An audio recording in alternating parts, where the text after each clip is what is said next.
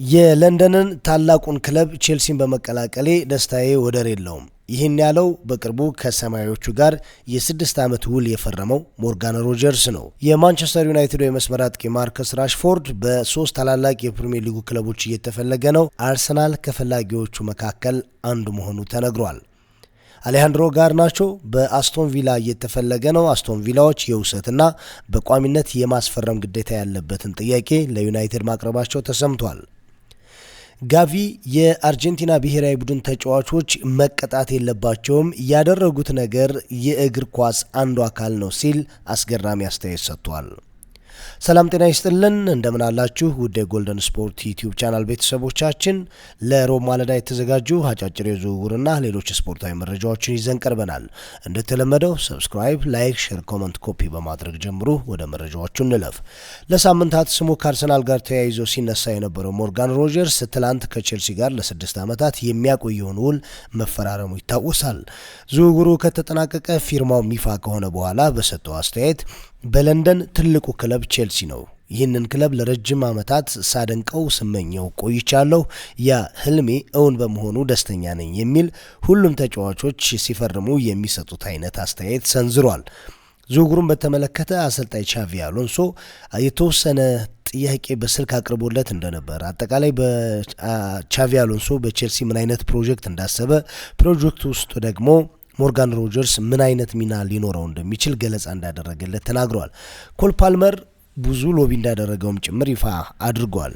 ኮል ፓልመር ስልኩ ጋር ብዙ ጊዜ ጥሩ አይደለም፣ ቴክስትም አንደራረግም፣ ስልክ ላይም ብዙ ጥሩ አይደለም። በህይወቱ ግን በስልክ ጥሩ ነገር አደረገ ካልኩኝ እኔን ወደ ቼልሲ እንድመጣ ያሳመነበት የስልክ ወይም ቴክስት ነው የሚል ሀሳብ አንስቷል። እኔ እዚህ ቼልሲ ውስጥ እንደምፈለግና የኔ መምጣትም ለሌሎች ደስታ እንደሚሰጥ ማወቅ በራሱ ለኔ ትልቅ ስሜት ፈጥሮልኛል የሚል ሀሳብ ሰጥቷል።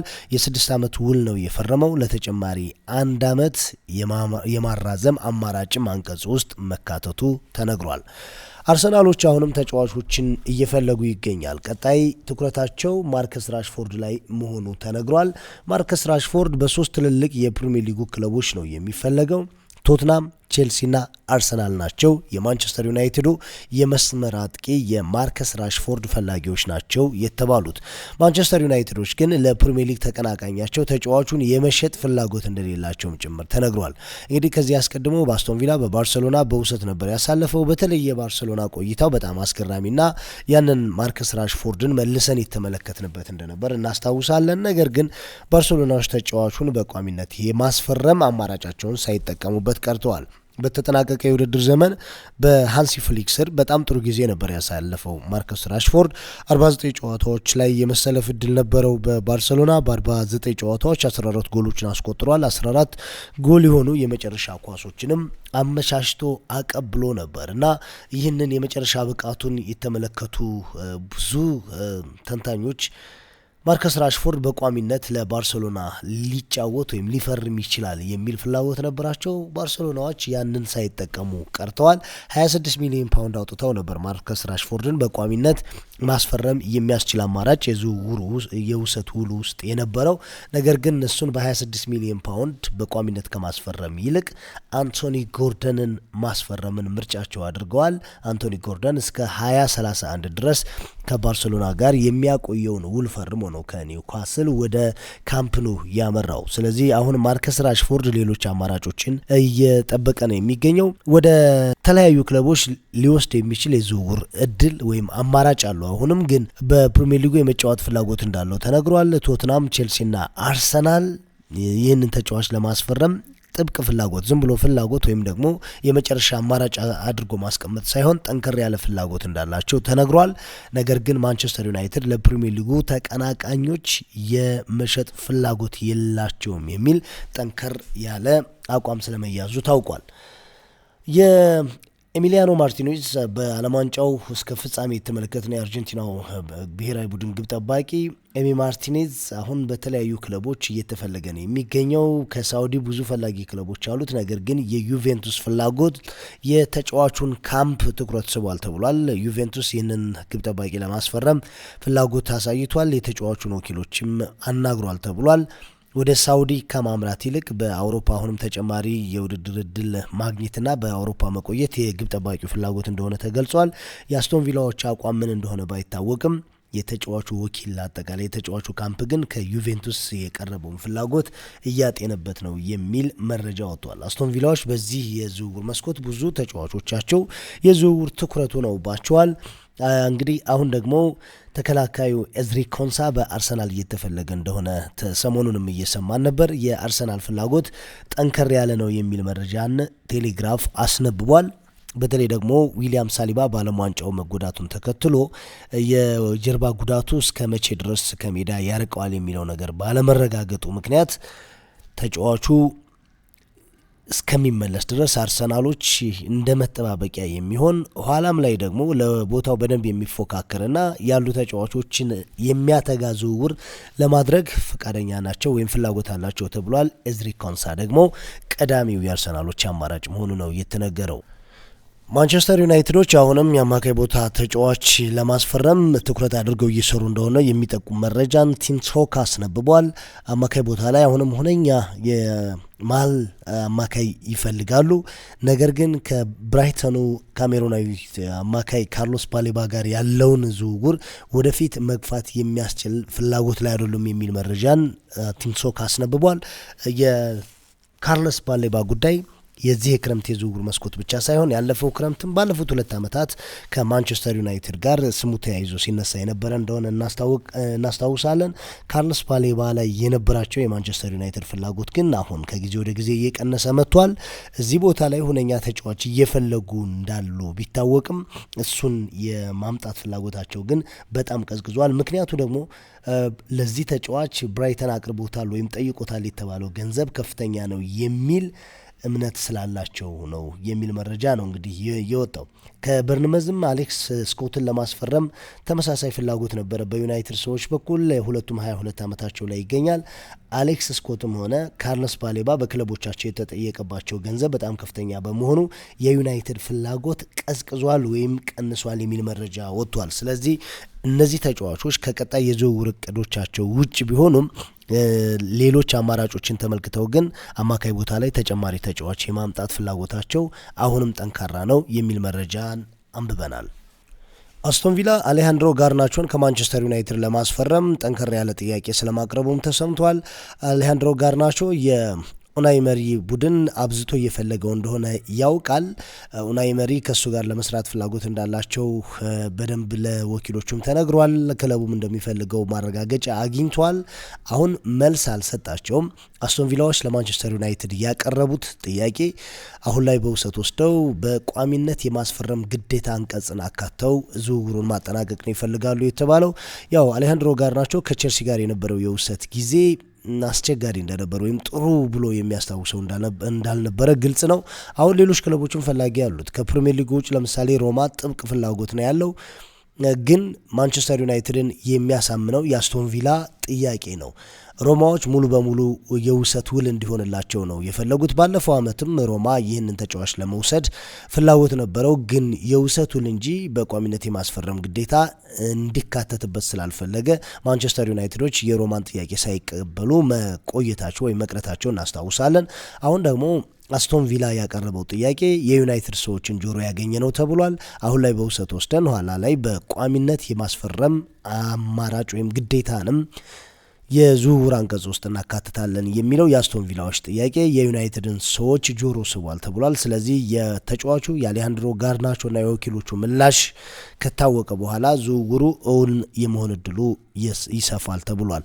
ኖቲንግሃም ፎረስት ከስፖርቲንግ ሊዝበን ኦዝማን ዲያሞንድን ለማስፈረም ፍላጎት አለው ተብሏል። በሁለቱ ክለቦች መካከል ድርድሩ በይፋ ቀጥሏል። ዳያሞንድ በብዙ ክለቦች ከሚፈለጉ ወጣት ተከላካዮች መካከል አንዱ ነው። በስፖርቲንግና ኖቲንግሃም ፎረስት መካከል ጥሩ የሚባል ድርድር እየቀጠለ ስለመሆኑ ታውቋል። የተጫዋቹ ምላሽ ወደ ፕሪሚየር ሊጉ መምጣት እንደሆነ እንደዚሁ ግልጽ ሆኗል። የመጨረሻ የዝውውር ገንዘቡ ላይ መስማማት ብቻ ነው የሚቀራቸው። አልሂላል ከዌስትሃም ዩናይትድ ሰመርቪል ለማስፈረም ያቀረበው ጥያቄ በዌስትሃም ዩናይትድ ተቀባይነት ስለማግኘቱ ተረጋግጧል። ዌስትሃም ዩናይትዶች 55 ሚሊዮን ፓውንድ በቅድሚያ ከአልሂላል ተከፍሏቸው 10 ሚሊዮን ፓውንድ ደግሞ በቀጣይ እንደዚሁ የሚጨመር በድምሩ እስከ 65 ሚሊዮን ፓውንድ የሚደርስ የዝውውር ገንዘብ ነበር የጠየቁት። አልሂላሎች ይህንን ገንዘብ ለመስጠት ለመክፈል ፈቃደኛ ሆነዋል የሚል መረጃንም ፋብሪዚዮ ሮማኖ አስነብቧል። አልሂላል እንግዲህ የሰመርቪልን እና የወኪሎቹን የመጨረሻ ምላሽ ነው እየጠበቀ የሚገኘው። በክለብ ደረጃ ሁለቱም መስማማታቸው ታውቋል። እንግዲህ እዚህ ዝውውር ላይ ሮማም እንደነበረበት እናስታውሳለን። ሮማም የተጫዋቹን ወኪሎች ቀድሞ ያነጋገረ ክለብ ነበር። ነገር ግን ያቀረበ የዝውውር ገንዘብ ዌስትሃም ዩናይትድ የሚያሳምን እንዳልሆነ ግልጽ ነው። ስለዚህ የዌስትሃምን የገንዘብ ፍላጎት ሚት ያደረጉት ወይም የገንዘብ ፍላጎቱን ያሟሉት ዌስትሃም የጠየቀውን ገንዘብ ለመክፈል ፈቃደኛ የሆኑት ሂላሎች የክለቡን ይሁንታ ቀድመው አግኝተዋል። ከሮማ በተሻለ የተጫዋቹን የመጨረሻ ውሳኔ እየጠበቁ ይገኛሉ። ክሪስቲያን ሮሜሮ በዚህ ክረምት ከቶትናም እንደሚለቅ ተረጋግጧል። ኪዩቲ ሮሜሮ በዓለም ዋንጫ በጣም ግሩም ጊዜ ያሳለፈ ተጫዋች ነው። ያው ከነባህሪው ብዙ የሚታማ በባህሪው ምክንያት ብዙ ጊዜ ክለቡን ዋጋ ያስከፈለ ተጫዋች ነው ክሪስቲያን ሮሜሮ። ነገር ግን መከላከሉን በመምራት በኩል በጣም ትልቅ አበርክቶ የነበረው ተጫዋች ነው። ኪዩቲ ሮሜሮ አሁን ከቶትናም ጋር እንደሚለቅ ታውቋል።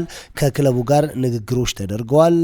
ኮንትራቱን ለማራዘም የነበረው ጥያቄም ከቶትናም በተጫዋቹ ተቀባይነትን አላገኘም። ኢንተር ሚላን ተጫዋቹን ለማስፈረም ፍላጎት ኑሮት ድርድር ላይ ሰንብቶ ነበር ባለፉት ቀናት። ነገር ግን ያ ድርድር ያለ ስምምነት ተጠናቋል። ስለዚህ ኪዩቲ ሮሜሮ በቀጣይ የት ያርፋል የሚለው በሂደት የሚታወቅ ነው የሚሆነው። በዓለም ዋንጫ የፍጻሜ ጨዋታ ከተመለከትናቸው አወዛጋቢ ነገሮች መካከል አንዱ የጨዋታው አልቢትር ፊሽካ ሰምተው የፍጻሜው ጨዋታ አሸናፊ የዋንጫው ባለቤት ስፔን መሆኗን ካረጋገጡ በኋላ የአርጀንቲና ተጫዋቾች ያሳዩት ባህሪ በፍጹም ስፖርታዊ ጨዋነት ብቻ ሳይሆን እግር ኳስ ሜዳ ላይ መታየት የሌለበት በጣም አሳፋሪ ድርጊት ነው የሚል ከመላው ዓለም ትችት ሲሰነዘርባቸው እንደነበር እናስታውሳለን። ይህ ድርጊት ከተፈጸመባቸው ተጫዋቾች መካከል ደግሞ አንዱ ጋቪ ነው። ጋቪን ፓሬዴስ አንቆ ከጣለው በኋላ እንደ ኤምኤምኤ እንደ ሚክስድ ማርሻል አርት ወደ መሬት ከጣለው በኋላ ለመምታት ጥረት ሲያደርግ አንገቱን ሲያንቀው ሁሉ ይታይ ነበርና እነዚህን ምስሎች ግምት ውስጥ ያስገባውና ከብዙ አካላት ጫና የተሰነዘረበት ፊፋ በአርጀንቲና ብሔራዊ ቡድን ተጫዋቾች ላይ ይፋዊ ምርመራ መጀመሩንና ተጫዋቾቹም እንደሚቀጡ የአርጀንቲና እግር ኳስ ፌዴሬሽንም ጭምር ቅጣት እንደሚጠብቀው በይፋ ማሳወቁ ይታወቃል። እና ብዙ ተንታኞች ብዙ የቀድሞ ተጫዋቾች ጭምር እንደዚህ አይነት ባህሪ በፍጹም ቶለሬት መደረግ እንደሌለበትና እርምጃዎች መወሰድ እንዳለባቸው ተጫዋቾቹ መቀጣት እንዳለባቸው ሽንፈትን መቀበል አንዱ የእግር ኳስ ባህል መሆኑ መታወቅ ያ ደግሞ መተግበርና ያንን የተላለፈ መገሰጽ አለበት የሚሉ ጥያቄዎችን ሲሰነዝሩ እንደነበር እናስታውሳለን። ፊፋም ያንን ተከትሎ ይፋዊ ምርመራ መጀመሩን አሳውቋል። እንግዲህ ከፍጻሜው ጨዋታ ወይም ከጨዋታው መጠናቀቅ በኋላ ብዙዎችን ያሳዝነውና ከእንደዚህ አይነት ትልቅ የእግር ኳስ ሀገርም የማይጠበቅ ድርጊት የተባለው ውዝግብ በተፈጠረበት ሰዓት የተሳተፉ ተጫዋቾች ብዙ ናቸው። በቀይ ካርድ ወጥቶ የነበረው ኤንዞ ፈርናንዴዝ ጭምር እንደዚሁም ናሁኤል ሞሊና የአሰልጣኝ ሊዮኔል ስካሎኒ ምክትል የሆነው ሮቤርቶ አያላ ጭምር የተሳተፉበት ሊያንድሮ ፓሬዴሽ፣ ቲያጎ አልማዳ እነዚህ ሁሉ ተጫዋቾች ከተለያዩ የስፔን ተጫዋቾች ጋር የገቡበት ውዝግብና ተጫዋቾችን በፍጹም አሳማኝ ባልሆነ መንገድ ያንገላቱበት መንገድ ትኩረት ስቦ መነጋገሪያም ሆኗል። እንግዲህ በጨዋታው ላይ ምንም አይነት ቅሬታ ሊያቀርቡበት የሚችሉ የፉክክር ስሜት አልነበራቸውም።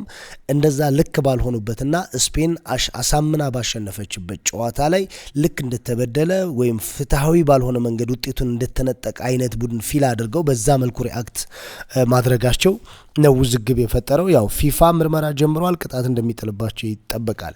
ይህንን ተከትሎ የግርግሩ ሰለባ የአርጀንቲና ተጫዋቾች ከስፖርታዊ ጨዋነት ያፈነገጠ ድርጊት ሰለባ ከሆኑት የስፔን ተጫዋቾች መካከል አንዱ በእለቱ ያልተቀየረው ተቀያሪ ወንበር ላይ የነበረው ወይም ያልተጫወተው ተጫዋች ጋቪ ነውና የሆነው ነገር ትንሽ አስደንጋጭ ይመስላል። ግን ደግሞ የእግር ኳስ አንዱ አካል ነው። በእግር ኳስ የመጨረሻ ደስታን ታጣጥማለህ ልክኛ እንዳደረግነው በሰዓቱ በእግር ኳስ ደግሞ የመጨረሻ ስሜትም ይጎዳል። አርጀንቲናውያን በፍጻሜ ጨዋታን የተሸነፉት እኛ ልናጣጥመው የነበረውን ደስታ ከጫፍ ነው ያጡት። ስለዚህ ያንን መቀበል ቸግሯቸው ስሜታቸውን በዛ መልኩ ገልጸዋል። መቀጣት አለባቸው ብዬ አላስብም። እንደዚህ አይነት ስሜቶች እንደዚህ አይነት ስብራቶች የእግር ኳስ አንድ አካል ስለሆኑ በዛው በእግር ኳስ ስሜት ሊረዱ በእግር ኳስ ስሜት ይቅር ሊባሉ ይገባል፣ መቀጣት የለባቸውም የሚል አስተያየት መስጠቱ በጣም መነጋገሪያ ሆኗል። ከዚሁ ጋር በተያያዘ ኤንዞ ፈርናንዴዝም የሰጠው ሀሳብ አለ። ያው እግር ኳስ ላይ ያለንን በሙሉ መስጠት መለመድ ያለበት ነገር ነው። እኛ የሚያደረግነው ያለንን ሁሉ መስጠት ነው። እግር ኳስ ከመሸነፍና ማሸነፍ በላይ የምትታገልለት አላማን ማንጸባረቅ ነው የሚል ሀሳብ ሰጥቷል። እኛ ያደረግነው ያንን ነው ሲል ብሔራዊ ቡድኑንም ጓደኞቹንም ራሱንም ለመከላከል ሞክሯል። ከጎልደን ስፖርት ለሮብ ማለዳ የተዘጋጁ አጫጭር ስፖርታዊ መረጃዎቻችን የተከታተላችኋቸውን ይመስላሉ። ከዚህ በኋላ በየዕለቱ ከሰዓትም ጭምር ስፖርታዊ መረጃዎች ወደ እናንተ ይደርሳሉ። ቻናሉን ሰብስክራይብ በማድረግ ቤተሰብ ሁኑ።